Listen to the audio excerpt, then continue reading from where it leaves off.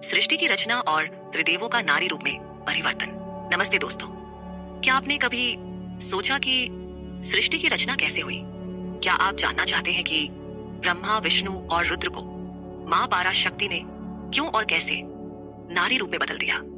आज हम आपको देवी भागवतम पुराण तीसरे स्कंद अध्याय 2, 3 और 4 की उस आश्चर्यजनक और प्रेरणादायक कथा को सुनाने जा रहे हैं, जिसमें मां भुवनेश्वरी ने त्रिदेवों को अपनी शक्ति का दर्शन कराया। यह कथा आपके हृदय को छू लेगी और आपको सनातन धर्म की गहराई से जोड़ देगी।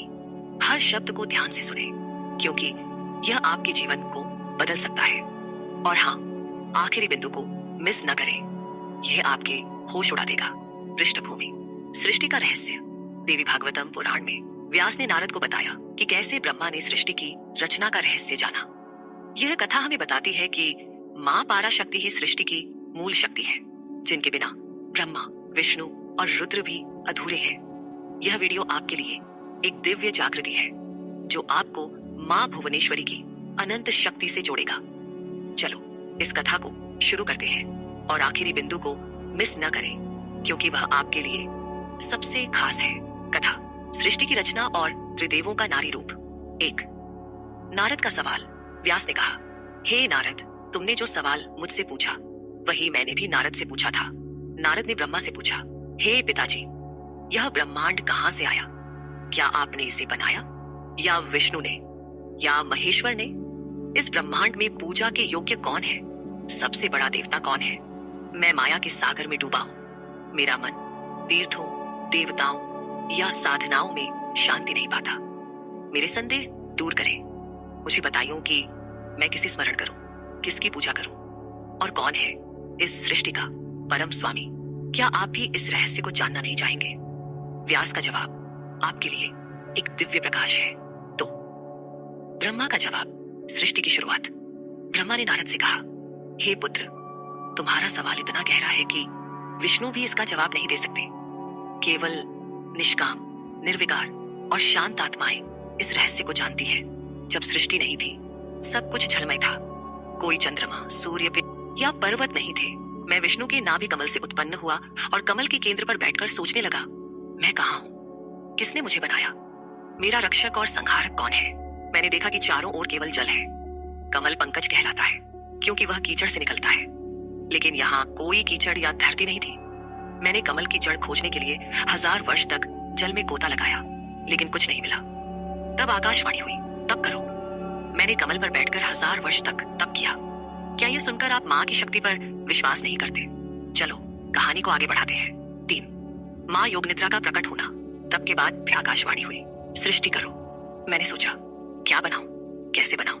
तभी 2 भयानक दैत्य, मधु और कैटब, मेरे पास आए और बोले, हमसे युद्ध करो।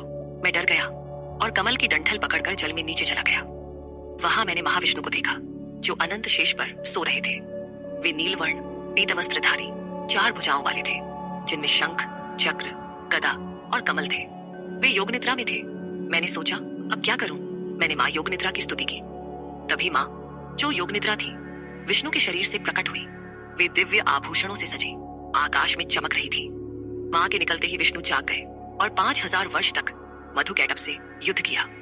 मां की कृपा से विष्णु ने अपनी जंघाओं पर दोनों दैत्यों को मार डाला।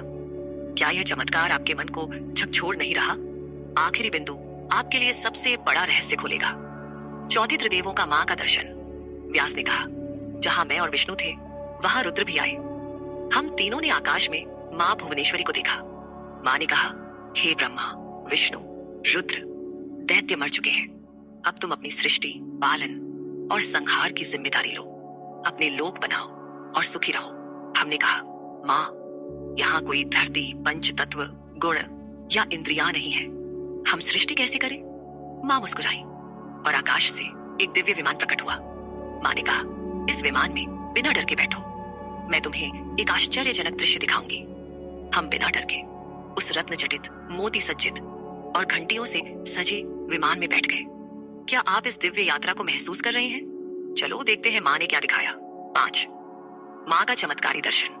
मां ने विमान को आकाश में ऊंचा उठाया। हम एक ऐसी जगह पहुंचे जहां कुहू कुहू करते कोयल, फलदार वृक्ष, नदियां, कुएं और स्त्रियां थे। वहां एक दिव्य नगर था। जिसमें यज्ञशालाएं और महल थे। हमने सोचा, क्या यह स्वर्ग है? इसे किसने बनाया? वहां एक देवतुल्य राजा शिकार के लिए जा रहा था और माँ अंबिका उनके रथ पर थी। विमान फिर ऊंचा उठा और हम नंदनवन पहुंचे। वहां सुरभि गाय, 4 दांतों वाला हाथी, मेनका और अन्य अप्सराएं नृत्य संगीत कर रही थी। वहां यक्ष, गंधर्व, विद्याधर और इंद्र अपनी पत्नी शची के साथ थे। विमान फिर ब्रह्मलोक गया, जहां वेद, सर्प, पहाड़ और नदियां थी। वहां एक और ब्रह्मा को देखकर हम चकित हुए। फिर हम कैलाश पहुंचे, जहां पंचमुखी त्रिनेत्री भगवान शंकर बाघ की खाल और गज चर्म पहने नंदी बैल पर सवार थे।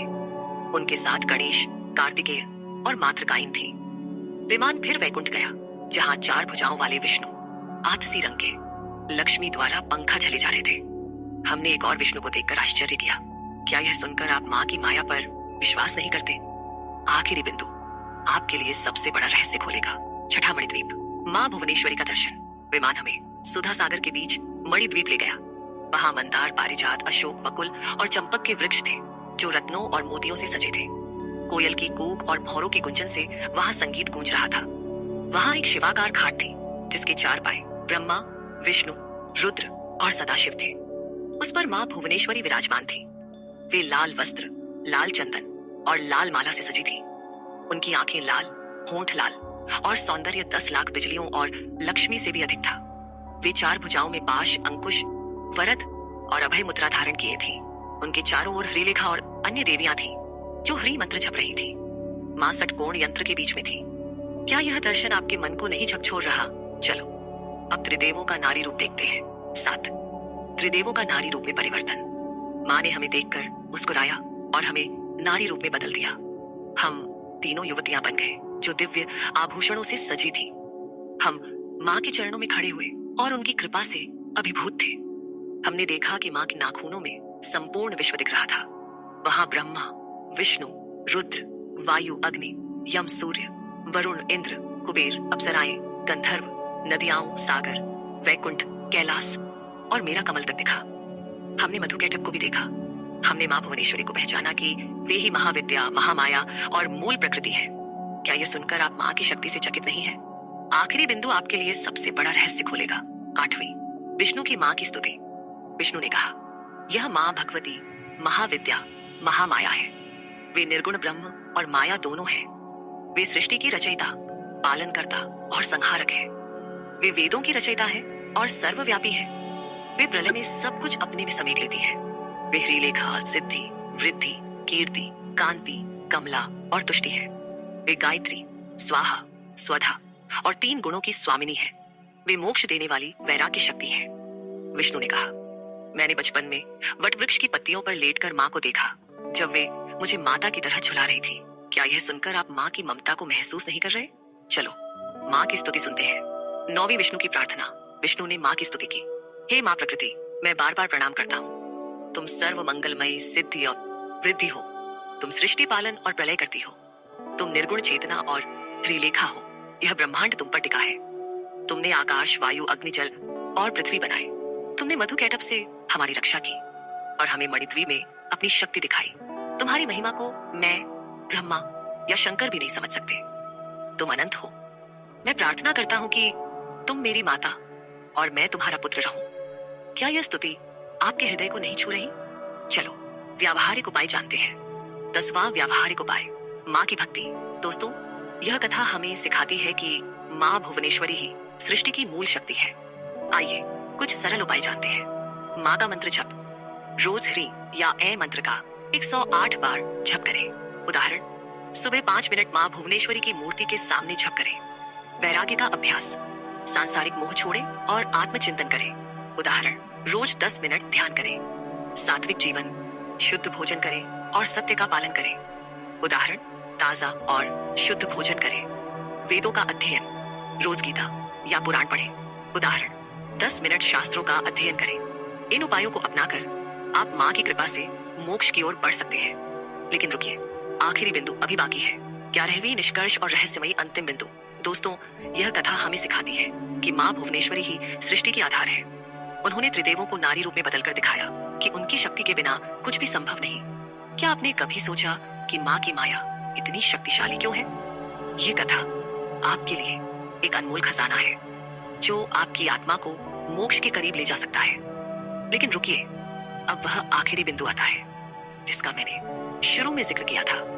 यह बिंदु आपके जीवन को और भी खास बना देगा। आपने इस वीडियो को अंत तक देखा और इसके लिए आप बधाई के पात्र हैं। तो सुनिए, यह बिंदु आपके लिए एक सुनहरा अवसर है। अगर आप माँ भुवनेश्वरी की भक्ति को अपने जीवन में उतारना चाहते हैं, अगर आप चाहते हैं कि माँ की दिव्य कृपा आपके जीवन में बरसे, आपकी हर समस्या का समाधान हो और आप मृत्यु के बाद मोक्ष प्राप्त करें, तो अभी हमारे YouTube चैनल विक्रम आदित्य को सब्सक्राइब करें। और हाँ, हमारे WhatsApp नंबर 7980210280 पर मैसेज करें। क्यों? क्योंकि हम आपको मुफ्त ज्योतिष भविष्यवाणी और जीवन की हर समस्या का समाधान देंगे। यह वह मौका है जो माँ भुवनेश्वरी की कृपा से आपके जीवन को पूरी तरह बदल सकता है। सिर्फ एक क्लिक और एक मैसेज और आप उस दिव्य शक्ति से जुड़ जाएंगे जो आपको सनातन धर्म के रहस्यों तक ले जाएगी। अगर आप यह कदम नहीं उठाते तो आप माँ की इस अनमोल कृपा से वंचित रह जाएंगे और यह आपके लिए सबसे बड़ा नुकसान होगा। तो अभी सब्सक्राइब बटन दबाइए और WhatsApp पर मैसेज करिए। माँ भुवनेश्वरी की कृपा आप पर बनी रहे। जय माता दी। दोस्तों, अगर ये वीडियो आपके दिल को छू गया तो लाइक, कमेंट और शेयर करना न भूलें। हमारे चैनल विक्रम आदित्य पर ऐसे ही आध्यात्मिक और प्रेरणादायक वीडियो देखने के लिए अभी सब्सक्राइब करें। और हाँ, WhatsApp नंबर 7980210280 पर मैसेज करके अपने जीवन की समस्याओं का समाधान पाएं। अगले वीडियो में फिर मिलते हैं। नमस्ते।